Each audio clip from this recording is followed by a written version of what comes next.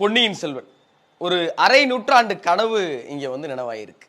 முதல்ல இந்த படக்குழுவில் இருக்கிற அத்தனை பேருக்குமே நன்றி சொல்ல ஒட்டுமொத்த தமிழர்களும் கடமைப்பட்டிருக்கோம்னு நினைக்கிறேன். இதோடைய இயக்குனர் மணிரத்னம் சாரா இருக்கட்டும், ஒளிப்பதிவாளர் ரவிவர்மனா இருக்கட்டும், இதோடைய கலை இயக்குனர் தோட்டாதரணி அவர்களா இருக்கட்டும், ஒவ்வொரு கதாபாத்திரத்தையும் ஏற்று நடித்திருக்கிற அத்துணை கலைஞர்களா இருக்கட்டும், எல்லாருக்கும் ஒரு பெரிய நன்றி சொல்லணும்.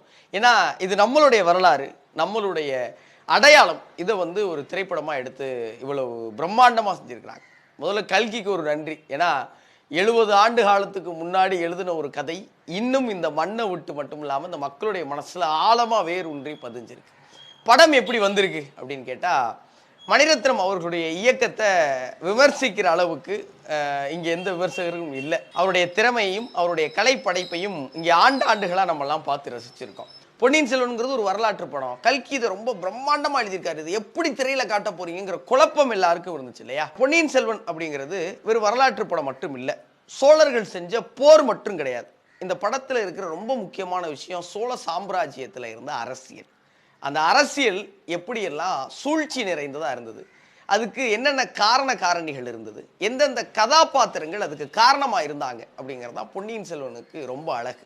ஏன்னா ஒரு கதையில் ஒரு கதாநாயகன் இல்லைன்னா ஒரு கதாநாயகி இருக்கிறது இயல்பு. ஆனால் பொன்னியின் செல்வனில் யார் கதாநாயகன் யார் கதாநாயகின்னு நீங்கள் யாரையும் சொல்ல முடியாது.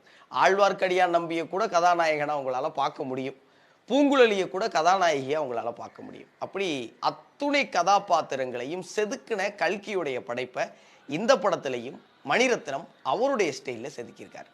ரவிவர்மன் உண்மையிலே இந்த படத்தில் படப்பிடிப்பு செய்யலை, ஓவியம் தான் தீட்டிருக்காரு. நீங்கள் த்ரிஷா, ஐஸ்வர்யா எல்லாம் ஸ்க்ரீனில் பார்க்கும்போது அவங்கெல்லாம் வந்து உருவங்களாக இல்லை, ஓவியங்களாக தெரிஞ்சாங்க. தோட்டாதரணி அவர்களுடைய கலை இயக்கம் வந்து ரொம்பவே பாராட்டத்தக்கது. ஏன்னா உண்மையிலே அந்த காலத்தில் அந்த 9ஆம் நூற்றாண்டு 10ஆம் நூற்றாண்டில் கோட்டைகள் எப்படி இருக்கும், மதில்கள் எப்படி இருக்கும், மக்கள் எப்படி இருப்பாங்க, அந்த இடங்கள் எப்படி இருக்குங்கிறத ரொம்ப அப்பட்டமாக வெளிப்படுத்தியிருப்பார். இந்த படத்துக்கு பெரிய பலம் சேர்க்கிறது யார் அப்படின்னா ஏஆர் ரகுமான் அவர்கள். அதில் எந்த விதமான மாற்று கருத்துமே கிடையாது. படம் வெளியாகிறதுக்கு முன்னாடி வந்த பாடல்கள் வந்து மக்களுக்கு எவ்வளோ பிடிச்சதுன்னு எனக்கு தெரியல. ஆனால் திரையரங்கில் உட்கார்ந்து ஒவ்வொரு பாட்டையும் பார்க்கும்போது உங்களை மீறி நீங்கள் ரசிப்பீங்க. அப்புறம் அந்த பின்னணி இசை வாய்ப்பே கிடையாது. ஒரு நல்ல சவுண்ட் சிஸ்டம் இருக்கிற தியேட்டரில் நீங்கள் அந்த பின்னணி இசையை உட்காந்து கேட்கும்போது இது உண்மையிலே தமிழ் படம் தானாங்கிற சந்தேகம் உங்களுக்கு வரும். அப்படி ஒரு உலகத்தரம் வாய்ந்த உயர்ந்த இசையமைப்பை கொடுத்துருக்கிறாரு ஏஆர் ரகுமான். ஏஆர் ரகுமானை வந்து பாராட்டிக்கிட்டே இருக்கலாம் படம் முடிகிற வரைக்கும். நீங்கள் இந்த படத்தில் நடிச்சிருக்க கதாபாத்திரங்கள் ஒவ்வொரு கதாபாத்திரமும் சரி, வந்தியத்தேவனை ஏற்று நடித்திருக்க கார்த்தியா இருந்தாலும் சரி, அருண்மொழிவர்மனை ஏற்று நடித்த நம்ம ஜெயம் ரவி அவர்கள், ஆதித்த கரிகாலனை ஏற்று நடித்த விக்ரம், குந்தவையா வந்த த்ரிஷா அவர்கள், நந்தினியா வந்த ஐஸ்வர்யா ராய் அவர்கள், பூங்குழலி கேரக்டர், இன்னும் பிரபு சார், சரத்குமார் சார், சின்ன பழுவேற்றையரா வந்த பார்த்திபன் சார்னு ஒவ்வொரு கதாபாத்திரம், ஆழ்வார்க்கடியான் நம்பி அவருக்கு ஜெயராம் சார், எல்லாருமே பொன்னியின் செல்வனை முழுவதும் படித்து முடித்ததுக்கு அப்புறம் ஒரு வேகத்தோட உங்களுக்கு ஒரு வாய்ப்பு கொடுத்தா எப்படி நடிப்பீங்களோ அந்த வேகத்தோடு நடிச்சிருக்கிறாங்க.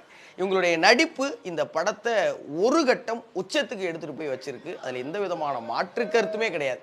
இந்த படத்தில் ஒவ்வொரு காட்சி அமைப்பும் அழகாக ஒரு வரலாற்று கதை சொல்கிறது போல் நீங்கள் கற்பனையில் வந்து பொன்னியின் செல்வன் பார்த்துட்டு எப்படி கற்பனை பண்ணி பார்ப்பீங்களோ அதே போல் இருக்குது. ஆனால் இதில் என்ன குறை இருக்குது அப்படின்னு நீங்கள் ஒரு கேள்வி கேட்டிங்கன்னா, பொன்னியின் செல்வனை 10 முறை 20 முறை 30 முறை படித்து ஆத்மாத்மா அந்த அந்த காவியத்தை நேசிச்சுட்டு படம் பார்த்துட்டு வெளியே வந்த நிறைய பேர் திருப்தியாக படம் நல்லா இருந்துச்சுன்னு உங்களால் சொல்ல முடியல. ஏன்னா கல்கி இது அவ்வளோ பிரம்மாண்டமாக எழுதிட்டார். அவங்களுக்குள்ளே இருக்கிற கற்பனை அவ்வளோ பிரம்மாண்டமாக இருந்திருக்கும். நம்மளும் இதுக்கு முன்னாடி ஹிஸ்டாரிக்கல் மூவிஸ் நிறைய பார்த்துட்டோம் வேற்று மொழிகளில். அங்கெல்லாம் வந்து ராஜா காலத்து போர் அப்படின்னா ஒரு பெரிய பிரம்மாண்டத்தை காட்டிட்டாங்க. அந்த பிரம்மாண்டத்தெல்லாம் பார்த்துட்டு இங்கே எடுத்த உடனே போர்க்காட்சியில் நம்மளால் ஒரு பிரம்மாண்டத்தை பார்க்க முடியல.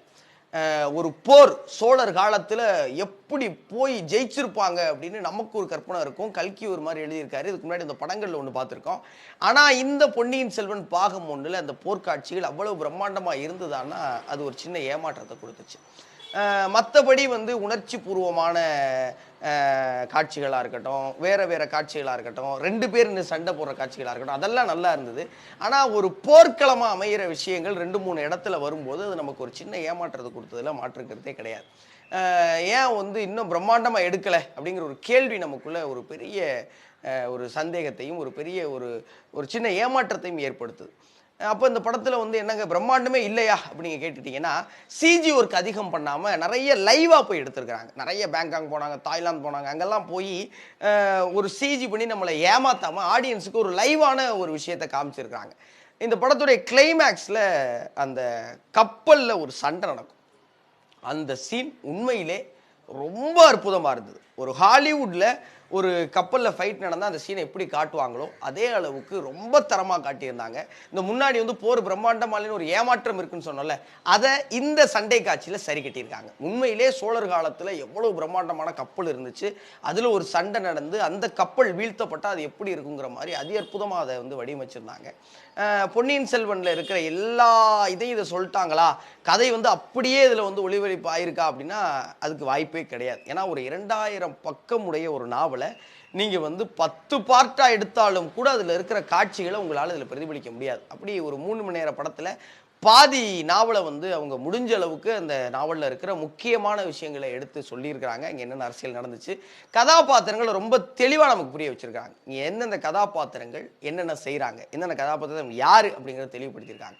இந்த படத்தை பார்க்க போகிறதுக்கு முன்னாடி தமிழ் ரசிகர்கள் செய்ய வேண்டிய ஒரே ஒரு முக்கியமான விஷயம், அட்லீஸ்ட் ஆடியோ புக்லையாவது பொன்னியின் செல்வனை ஒரு முறையாவது கேட்டுட்டு போங்க. நீங்கள் கேட்டுட்டு போனால் தான் வந்தியத்தேவனா யார், அருள்மொழிவர்மன்லாம் யார், ஆயத்தகரியானா யார், நந்தினி யார், குந்தவை யார், சுந்தரச்சோழன் யார், இவங்கெல்லாம் ஏன் பண்ணுறாங்க, நந்தினி எதுக்காக பெரிய பழுவேட்டையரை வந்து கல்யாணம் பண்ணிக்கிறா, எதுக்காக சதித்திட்டம் தீட்டுறா, இந்த மதுராங்கத சோழன் எங்கேருந்து வந்தேன், இதெல்லாம் உங்களுக்கு புரியணும்னா நீங்கள் பொன்னியின் செல்வனை படிச்சிருக்கணும். இல்லை அப்படின்னா யூடியூப்பில் ரொம்ப சுருக்கமாக 1 மணி நேரத்துக்கு கதை சொல்லுகிற நிறைய நல்ல கதை சொல்லிகள் வந்து பொன்னியின் செல்வனை சொல்லியிருக்கிறாங்க. அதையாவது ஒரு முறை கேளுங்க. ஏன்னா சுத்தமாக எனக்கு பொன்னியின் செல்வனா ஒன்றுமே தெரியாதுங்க, வந்தியத்தேவனா யாருங்க அப்படிங்கிற கேள்வியோட நீங்கள் திரையரங்குக்கு போனீங்கன்னா திரும்பி வரும்போது வந்தியத்தேவன் யாருங்கிற கேள்வியோட தான் திரும்பி வருவீங்க. இதை மட்டும் ஒரு சின்ன அன்பு வேண்டுகோளாக அவங்ககிட்ட வைக்கிறேன்.